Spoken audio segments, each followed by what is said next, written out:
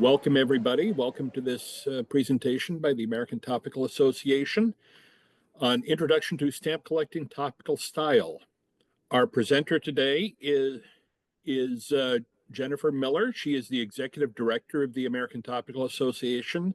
She is an enthusiastic topical collector, and she does a great program. So with that being said, I will turn it over to Jennifer, and I think we will all enjoy this. All right, thank you very much. I'm going to try to share my screen here. All right, welcome everybody. I am delighted that you have chosen to join us for this session. Preparing for this class was a bit of a challenge.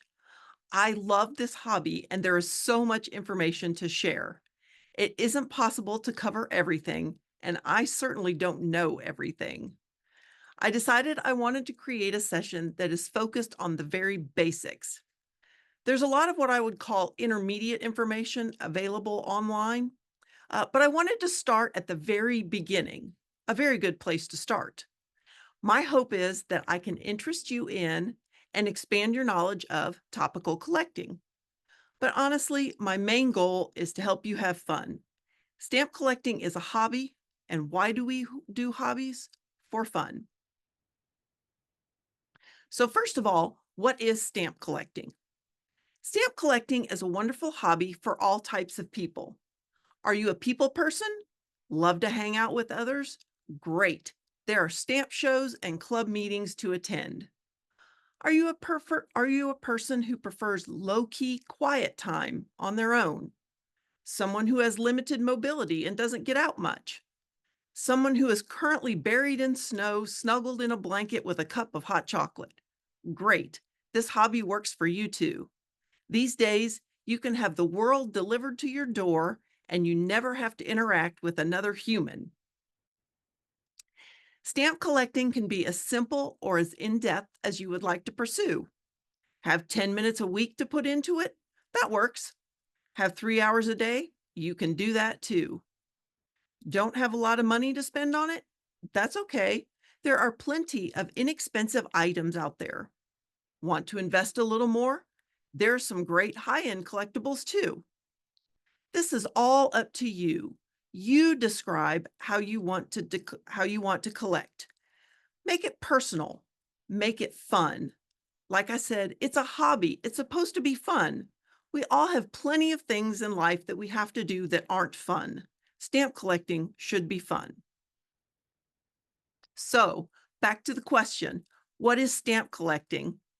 Otherwise known as philately. Generally speaking, traditional philately is collecting stamps and philatelic items based on the country that issued the item or based on a certain time period in history. If you have ever found albums that were your parents' or grandparents', or run across stamp albums in a thrift store or flea market, they were most likely traditional albums arranged by order of country and then date of issue. I had a worldwide stamp album like this when I was a kid. I was fascinated by the idea that I was holding a piece of history in my hand. Here was a piece of paper that was printed long before I was born, and I could own it. It wasn't in a museum. After a while, I realized that I would never be able to fill all the spots in that album, so I stopped trying. Collecting the world can be a bit overwhelming. You might want to narrow it down to one or two countries. For example, if your family is from Ireland, you might collect Irish stamps and postal items. Or you could choose to collect only from a certain time period. Maybe you are interested in the US Civil War or World War II. You might collect items issued during or related to those events. But what is topical collecting? Topical collecting is based on the images on the stamp. For example, what topics do you see on this stamp? Airplanes, bridges, ships, San Francisco? How about clouds and mountains? All types of stamp collecting can be fun. As you might expect, since we are the American Topical Association, we are going to focus on topical collecting today. Why would someone choose to become a topical collector? Let's explore some reasons. Remember that I mentioned that I had a worldwide stamp album and gave it up? Fast forward 40 years. I'm grown up and married. My husband also collected stamps when he was a kid and still did. I would go with him to stamp shows. I still found stamps interesting. I just didn't collect them. I was with him at a stamp show in Atlanta and met Don Hammond and Vera Feltz at the ATA table. They said, "What do you collect?" I said, "Oh, I don't collect." And they said, "Well, what do you like?" I said, "Oh, I like sheep." They said, "Well, you should collect sheep on stamps." Okay, remember I quit because I couldn't fill all the spots? So I thought, how many sheep stamps could there be? Now, I was only thinking of the US, and I thought I could get a complete collection. Okay, I'll join. So I joined the ATA. I got my checklist and I was off. By the way, there were a lot more sheep stamps than I thought. But I love sheep, and it was so exciting to discover all of these little works of art with sheep on them. Perhaps you are currently a country collector. You own every stamp from that country, or at least every stamp that you can afford. Now what? You don't want to stop collecting. How about adding a topical collection? Topical collections are very personal. You are free to include or exclude whatever you want. You choose the parameters of your collection. I started out thinking I had to get every sheep stamp that I found. Well, you know what? Some sheep aren't cute. They look more like goats than sheep. I don't like those. I like the cute, fluffy, woolly ones. So that is what I collect.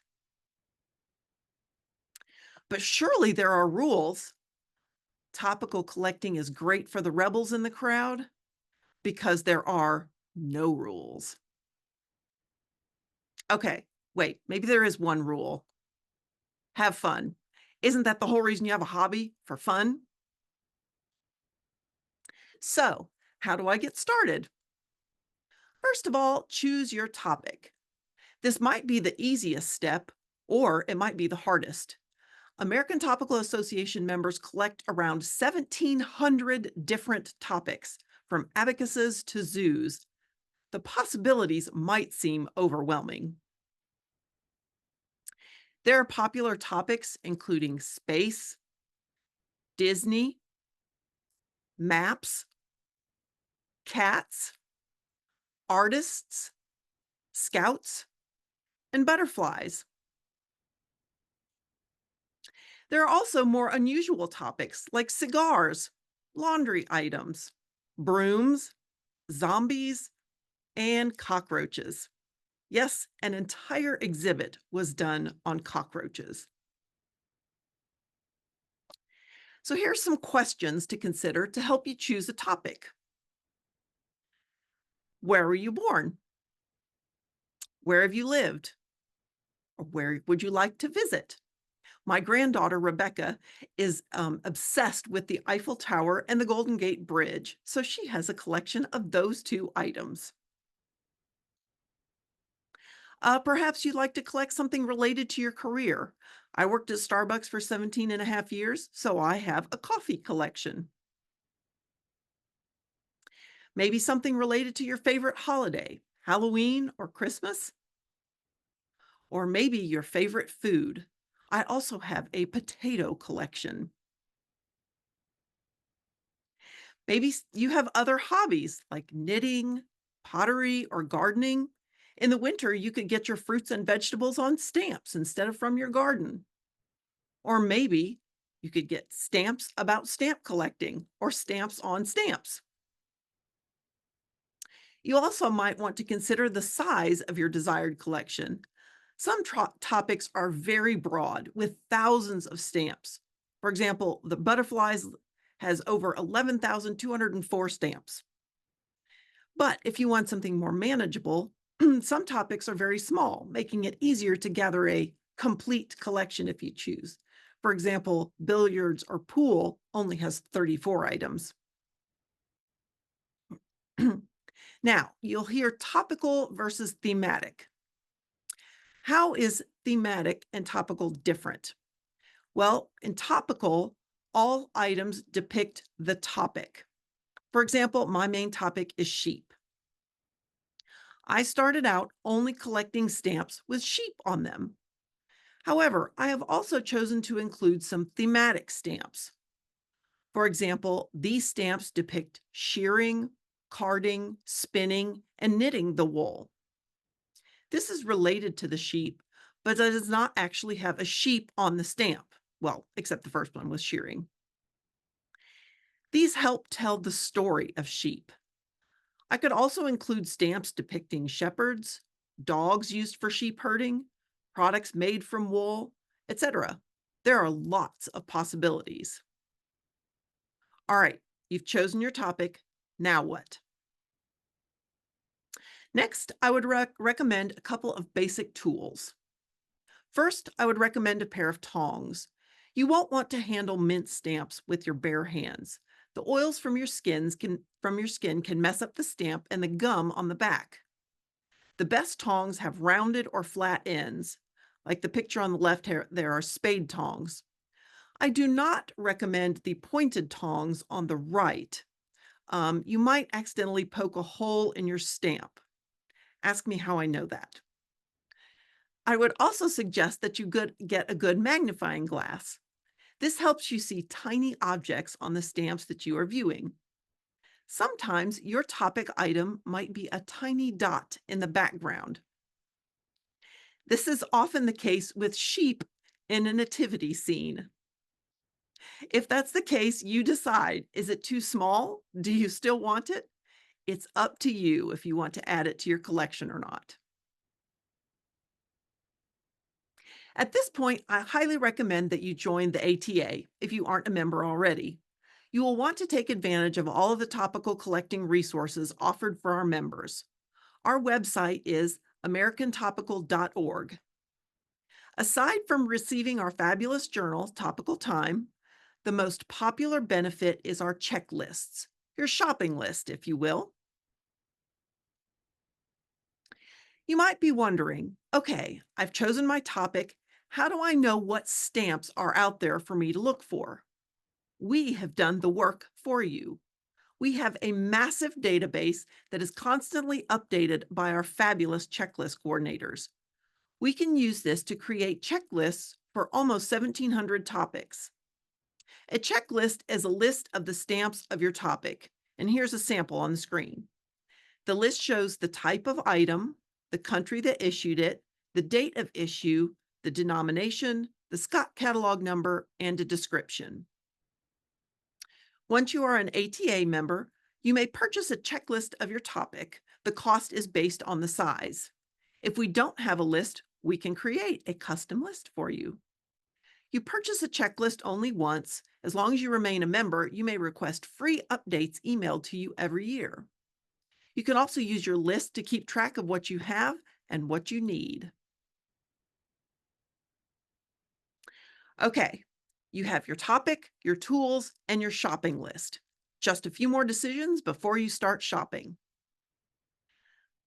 Most collectors start with stamps. What condition of stamps will you purchase? Let's talk about some of these different types. Do you want mint or used? Mint are unused stamps. Because of this, they might cost a little bit more than used, but they will have a clean image of the stamp topic. Used stamps generally cost less. They are often canceled. Cancels or postmarks can obscure the image, but they can also add historical information and context to the stamp. Some cancels tell wonderful stories. Sometimes used stamps are not canceled, but you can tell they are used because they have no gum on the back. Now, there are mint stamps with no gum, but that's a discussion for another time. If you choose to collect mint stamps, another decision is whether hinged stamps are okay. Hinged stamps are stamps that have been previously placed on an album page with a hinge. They aren't as perfect, so they sometimes cost less, but the front of the stamp is usually just as good as an unhinged stamp. Again, your choice, it's up to you. Another decision relates to CTOs. The letters stand for canceled to order and refer to stamps never intended for use as postage. These stamps are printed with the cancellation already on the fresh, unused stamp. Some collectors debate whether these are really stamps at all. But remember our one rule: have fun. If you like the stamp, add it to your collection. I thought those sheep stamps were cute, so I have them in my collection. But what type of items do you want to collect? Most collectors start with stamps, but there is so much more than stamps out there. Souvenir sheets are some of my favorite items. The item on the left, there's no sheep on the stamp, but it was actually in the selvage of the souvenir sheet. So I liked it, so I bought it. There's postal stationery, comes as envelopes and postcards. First day covers. A cover is an envelope. These are created the day the stamp is issued. They often have a specially designed postmark. Modern covers usually have a cachet. The American First Day Cover Society focuses on these items. Those are two of my favorite things for my collection right there on that screen. There are souvenir or event covers. The one on the left was issued to commemorate the ATA show in Nevada in 1985. Every year at the Great American Stamp Show, the ATA issues souvenir covers. I created my own souvenir cover, event cover, for the sheep show that I attended in Iowa. You might also collect postmarks related to your topic. I love this one with the shears. Perhaps you'd like to collect ceremony programs. When a new stamp is issued, the United States Post Office often holds a first day of issue ceremony. They usually have ceremony programs for people who attend the event. Some people like to get the autographs of the people who participated in the ceremony. Postcards. Do you only want unused postcards, or do you enjoy the stories on the back? Do you want modern postcards or older ones? How about postal history? Sometimes you're lucky enough to get a letter inside. How about advertising covers? The one on the bottom there, I just purchased this one. I love it. Here are some Cinderellas or poster stamps. They look like stamps, but they really aren't. Christmas and Easter seals fall in this category. Also, the American Topical Association's Circle of Maecenas that we issue each year is a set of Cinderellas. These are revenue stamps. Revenue stamps were used to pay taxes on items. There are many different types of revenue stamps, from medicines to playing cards. The stamps pictured here were for a tax on potatoes. I guess you would consider this a thematic piece of my potato collection, since there's not an image of a potato, just the word. Perhaps you can find an artist die proof or a plate from a cachet maker.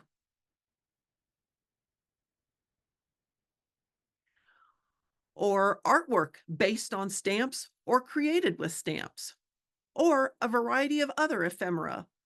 What's ephemera? ATA has a great video about ephemera on our website under the Resources tab. There are too many options to list them all.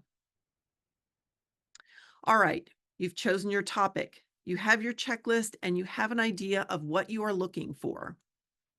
Let's get down to business. Time for shopping and swapping, the fun part.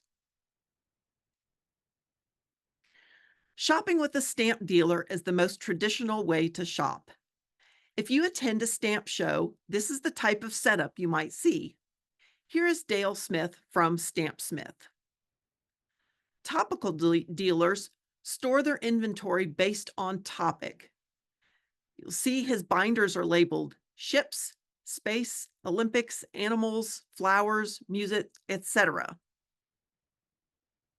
You just ask for your specific topic. You might need to ask for related topics. For example, sheep or animals, but one dealer I shopped with also had a farming category, and so I had to look in there as well. Uh, Dale has been a great friend to ATA, and unfortunately, they are retiring. Um, I do have information about him on our homepage, and they are selling their inventory at a discount right now since they're retiring. Traditional dealers generally sort by country. Here is Michael and Cecilia Ball from A to Z Stamps. The little boxes in the background are sorted by country, not topic. Most online sales operate this way too. You enter the country and SCOT number to see if they have the stamp you are looking for. Some platforms have the ability to search by topic, but that only works if the dealer included the topic in the description. When shopping with a traditional dealer, the checklist really comes in handy. I can say, I need Australia number 457, and they can find it. Check out the dealers who support ATA by advertising in Topical Time. You can find information and links to some of them on our homepage at americantopical.org. My favorite online shopping is at HipStamp. It is very easy to navigate. You can do a search for your topic and see what comes up. Or you can enter the catalog number of a specific item and see, usually, many options for purchasing that item. I have bought many things on HipStamp. You can also do similar searches on eBay. Check the reviews and feedbacks from previous customers. I just made a purchase on eBay with a seller in Australia that had all 5-star reviews. Just be careful. As with all things online, there are some shady characters out there. Another option for acquiring stamps is swapping. ATA has an online membership directory. You can search for people by topic and find people who collect what you collect.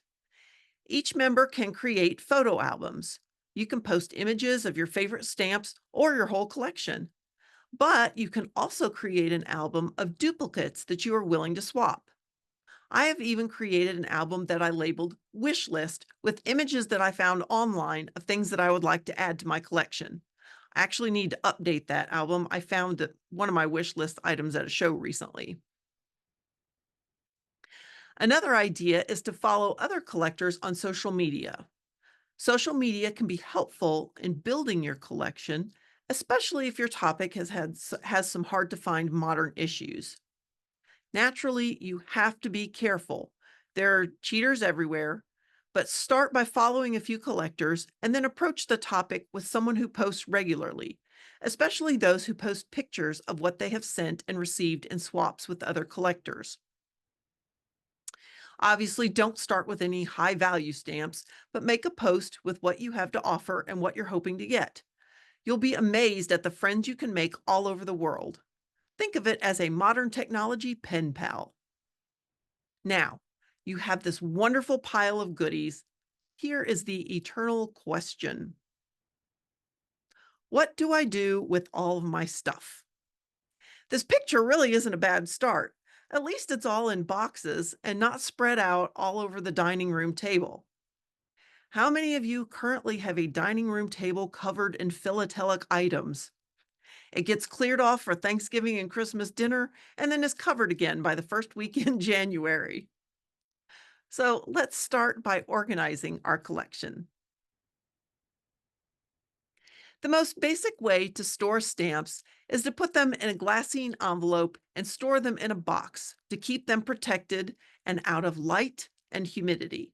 So don't put them in the attic or the garage. You can label the glassines with a permanent marker before inserting the stamps. You can simply list the topic if you collect many topics, or you may list the country and Scott number if you'd like. There are also sleeves that you can purchase to store your covers and postcards to protect them. This is one way to begin sorting a collection that you inherited. Many older collections are traditional collections in albums by country. You can sort them into topics if you are a topical collector. So it's fine to have packets and boxes full of stamps and covers. We all have that. But if you want to really enjoy your collection, you don't want to spend hours searching for something, either to look at it yourself or to show it to somebody else. The best way to look at your collection and show it off to others is in an album of some sort. There are many options for doing this. A stock book is an easy option to store your stamps on a more temporary basis. The stamps can be moved around as you add to your collection. This is a good way to plan your organization for a more permanent album. There's nothing wrong with storing items in a stock book. They are archival, so they won't harm your items. You just have to be careful that things don't fall out. Again, ask me how I know that. If you use every row, the stamps could overlap if they're tall, so watch the spacing. You don't want them touching and sticking together. It can also be challenging to label the items. You can include pieces of paper with the information stuck down in the slots. Another method that you can use for your album is to store the items in plastic stock pages, like Vario pages. This method is more expensive and a bit more restrictive. There are several styles of these pages with varying depths of the pockets. There are also pages that will hold covers and anything up to letter paper size. You will have to have several different sizes since stamp sizes vary so much. But with this method, you do not need to purchase mounts. We'll talk about mounts in a minute.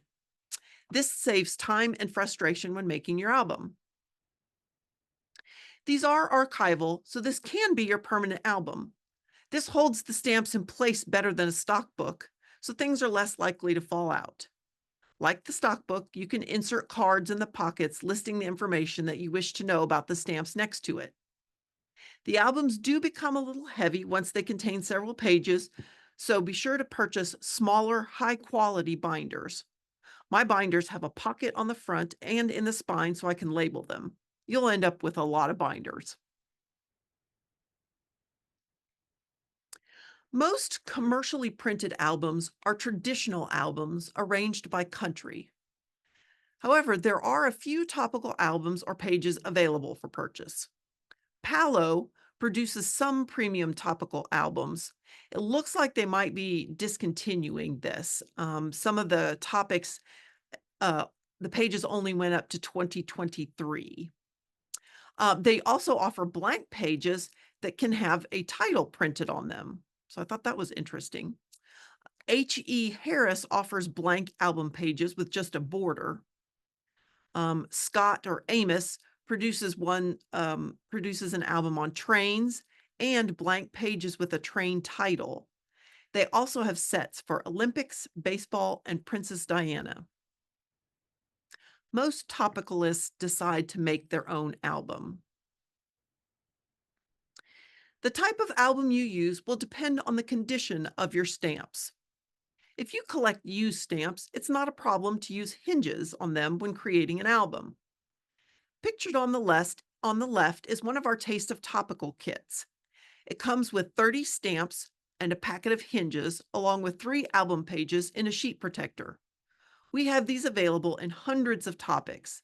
This is a fun way to get a taste of a topic to see if it interests you. ATA also has many album pages that you can download from the website. These display the topic, but leave the rest of the page for you to place stamps as you wish. Be sure to print them out on heavier archival paper. You can use hinges or mounts. You can write the information right on the page next to the stamp. You could use a punch and put the page into a 3-ring binder. However, I recommend putting the sheet into a sheet protector that goes into the binder. This will keep the stamps from coming loose and falling off the pages.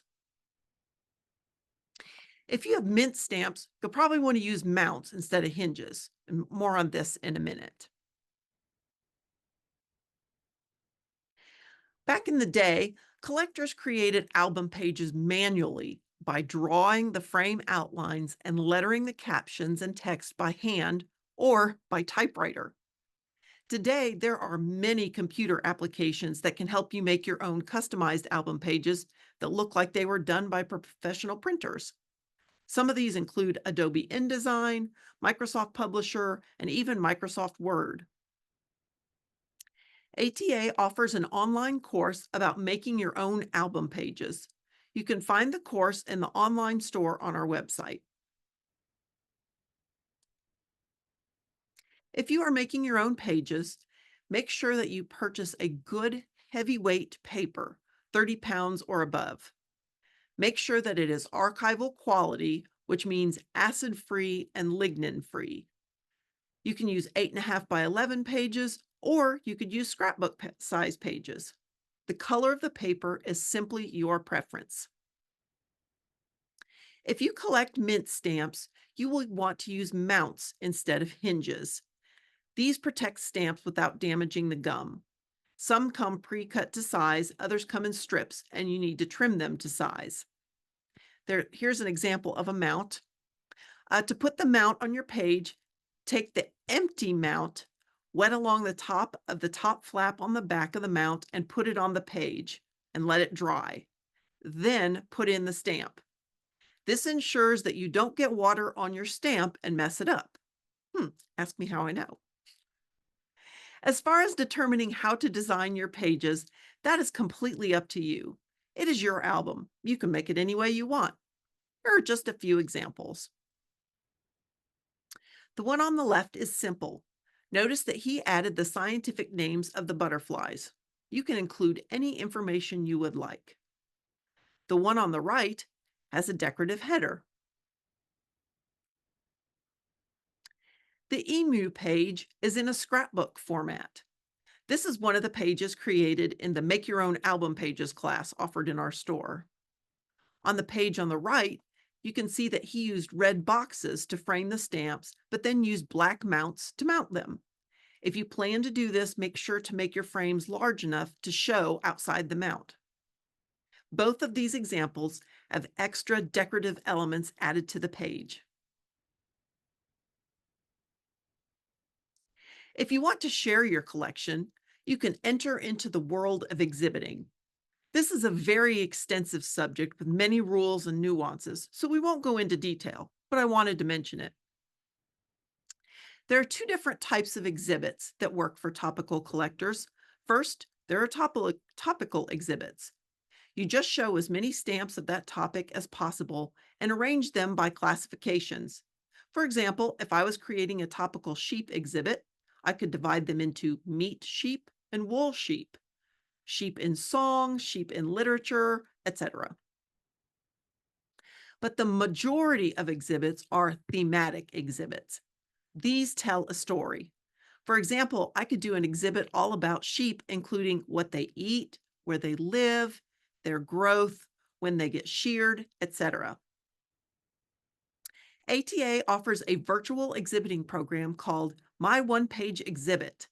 We have a video on our website, americantopical.org/videos, with suggestions on how to get started. The site is currently open for submission. You should give it a try. Stamp shows offer opportunities for in-person exhibiting from 1 frame to 10 frames. We have some exhibiting information in the resource tab on our website.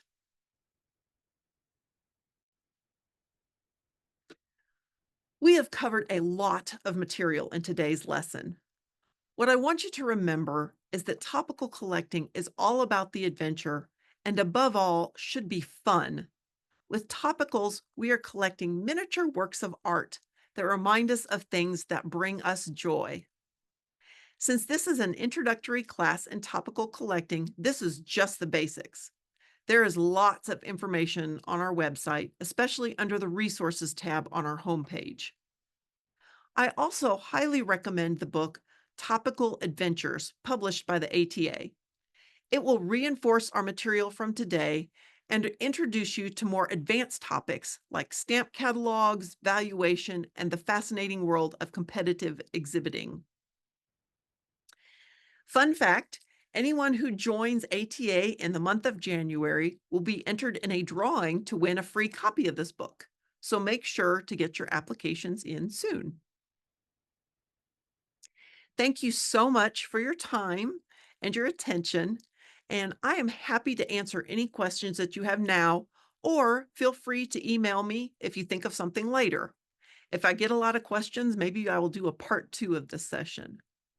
Please know there is no such thing as a dumb question. We were all beginners who knew nothing when we started. I am happy to help in any way. Thank you so much for coming.